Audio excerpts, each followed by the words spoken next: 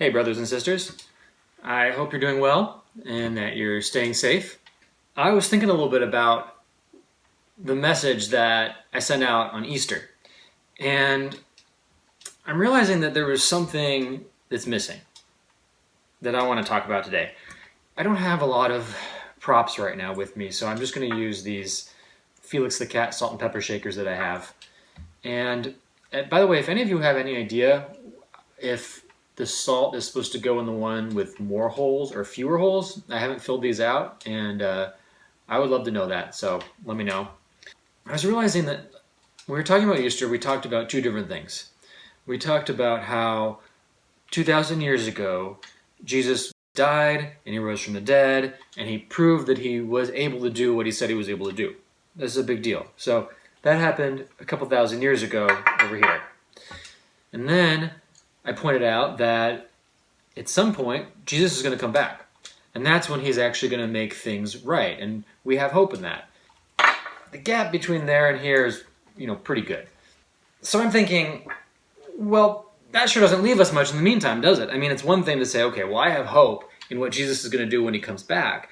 But is it really comforting? I mean, to say, oh, I know you just lost your job, but don't worry about it because in 3,000 years, we're all going to be living on cloud cities in Venus, and Jesus is going to come back and make everything right. So anyway, you'll be fine. And it just doesn't work that way. So at the end of Jesus' ministry, he prayed for his disciples. And what he said specifically was that he wanted them to all be one, just as he and God are one. And he also said he hoped that just the same way that he is in God and God is in him, that he would also be in his followers. So I'm pretty sure that this connection is what we would call today the Spirit. It's the essence of God. And what Jesus is saying is that the very same essence of God that he had living in him, we have living in us. It's not kind of a similar spirit. It's the same spirit.